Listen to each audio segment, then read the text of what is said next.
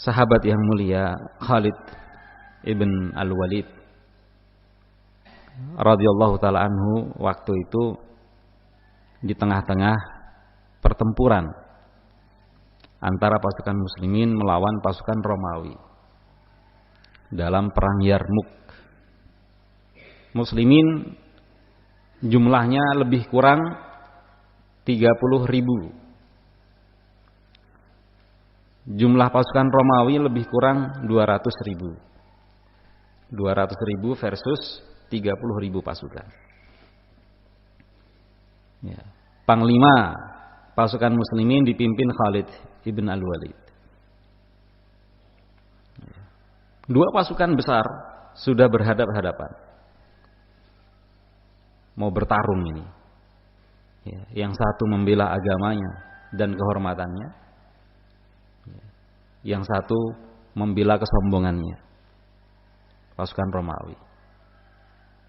Saat sudah berhadap-hadapan, salah satu pemimpin Romawi, komandan besarnya mereka, namanya George, sebagian menyebutkan Georgius, dia maju ke depan, membawa kudanya, namanya komandan kan.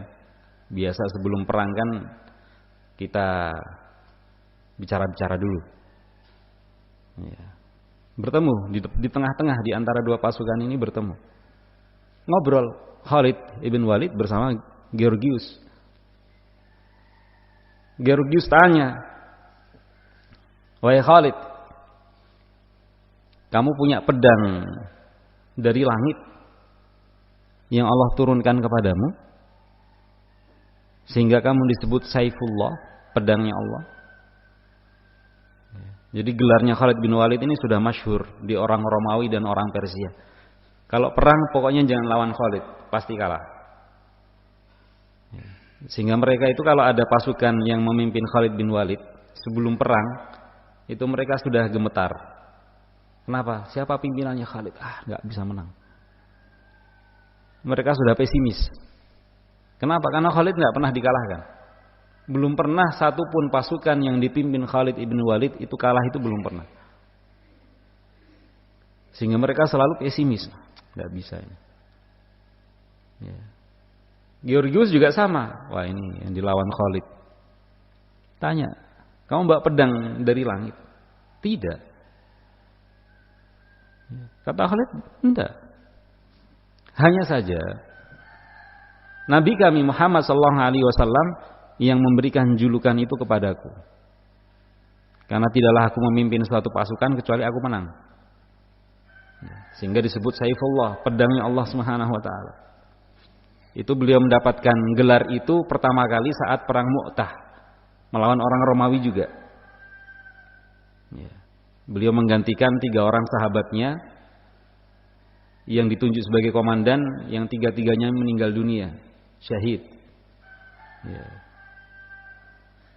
Zaid bin Harithah, Ja'far bin Abi Thalib, kemudian yang satunya adalah Abdullah bin Rawaha radhiyallahu taala anhu. Semuanya syahid dalam perang Mu'tah.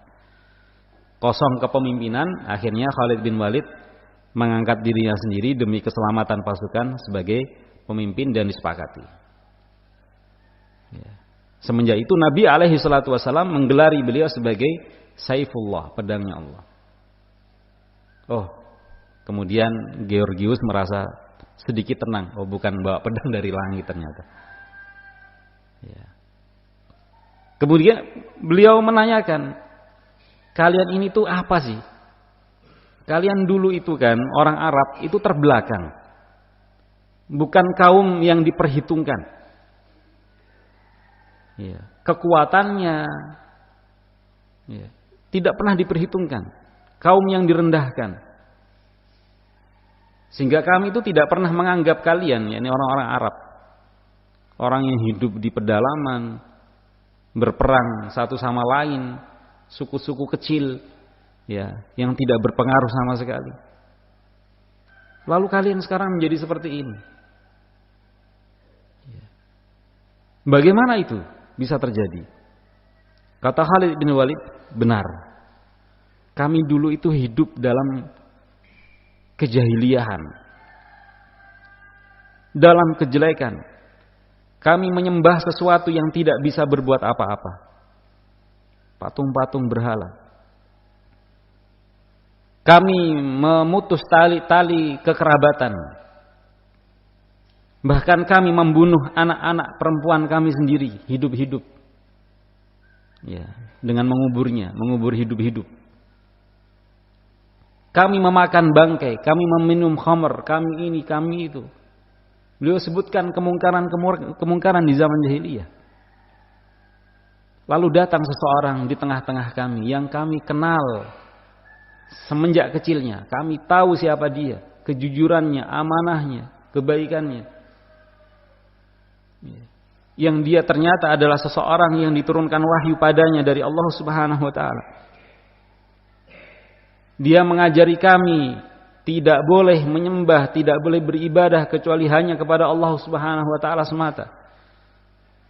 Beliau memerintahkan kami salat, beliau memerintahkan kami berbagi, bersedekah. Ya. Mengambil harta dari orang yang kaya, sebagian kecilnya diberikan kepada orang-orang fakirnya.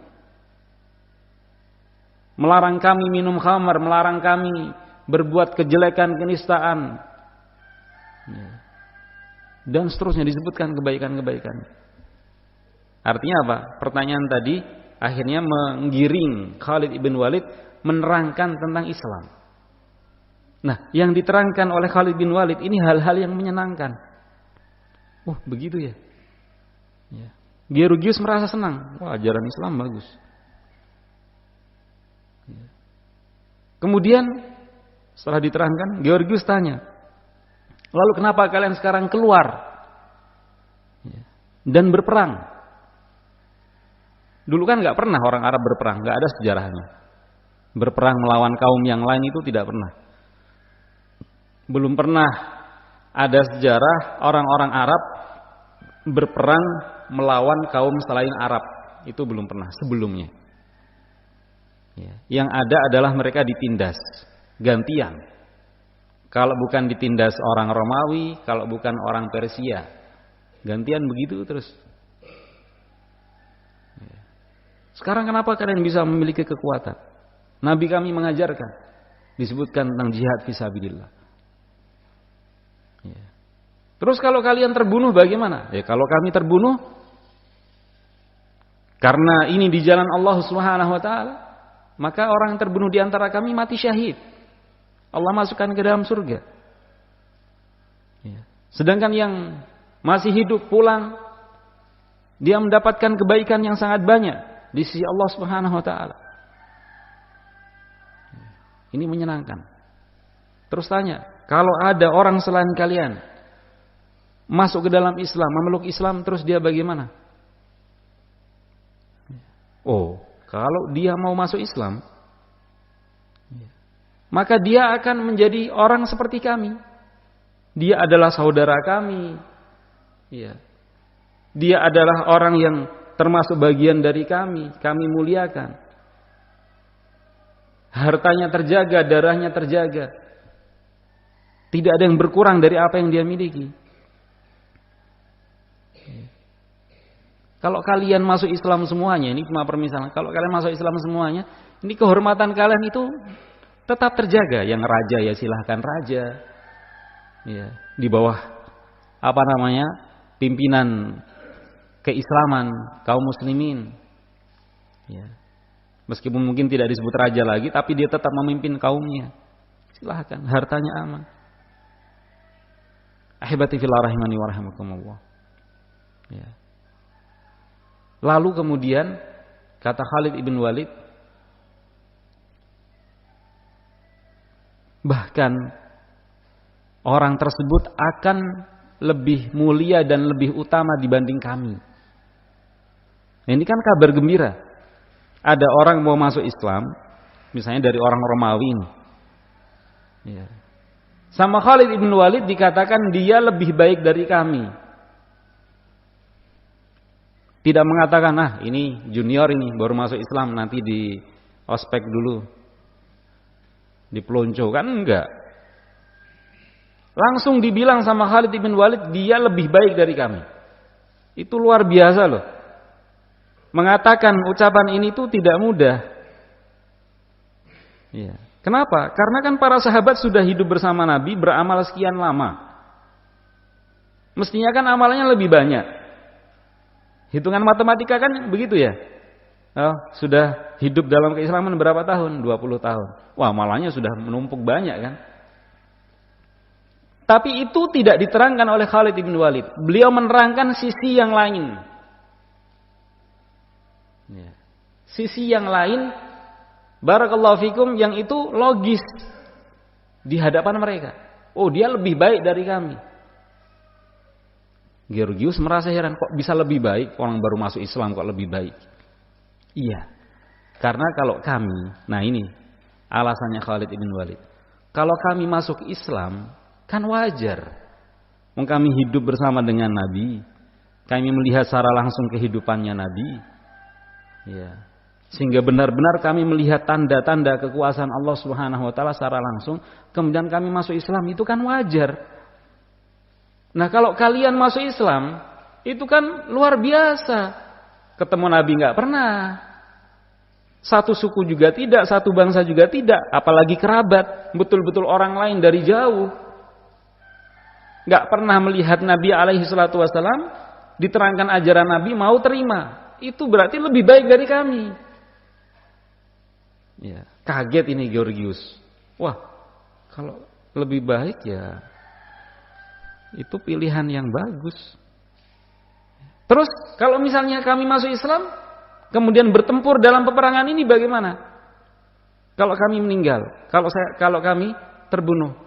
Kalau kalian masuk Islam, ya, kemudian bertempur, kemudian terbunuh, kalian masuk surga. Surganya derajatnya lebih tinggi. Nah, kan orang akhirnya senang ya kan? Wah, ini Allah ini Maha Penyayang betul, Maha Pengasih. Ya. Bagaimana caranya masuk Islam?